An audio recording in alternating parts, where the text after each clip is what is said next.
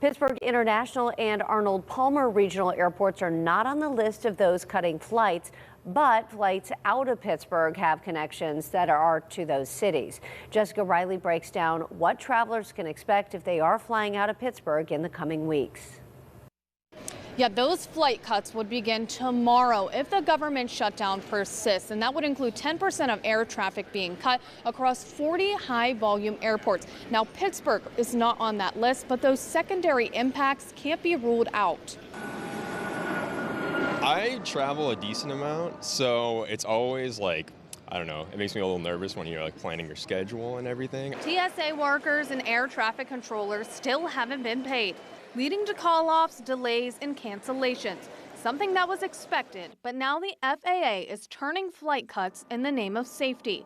To understand why, we spoke to Captain Renee O'Shaughnessy, a commercial pilot with more than 3 decades of flight experience. When human bandwidth is maxed out, stretched, the safest thing you can do is to reduce the load. She says 10% may sound small, but in aviation, that's a big number, considering every gate, crew, runway is connected, especially flights here in Pittsburgh that connect through major cities.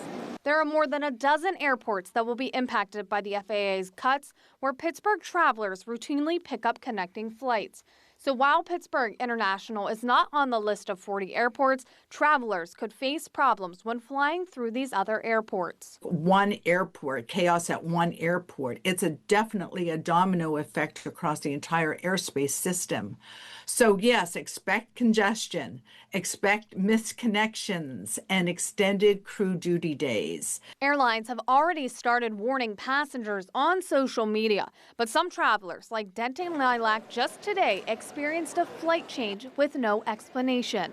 I mean, definitely, because, I don't necessarily trust airlines to, have our best interests in heart to be able to provide like a hotel if we need to. Passengers should be expecting last-minute cancellations, rebookings, delays, and waits. Build in some extra time getting to the airport, waiting for your flight, maybe a canceled flight.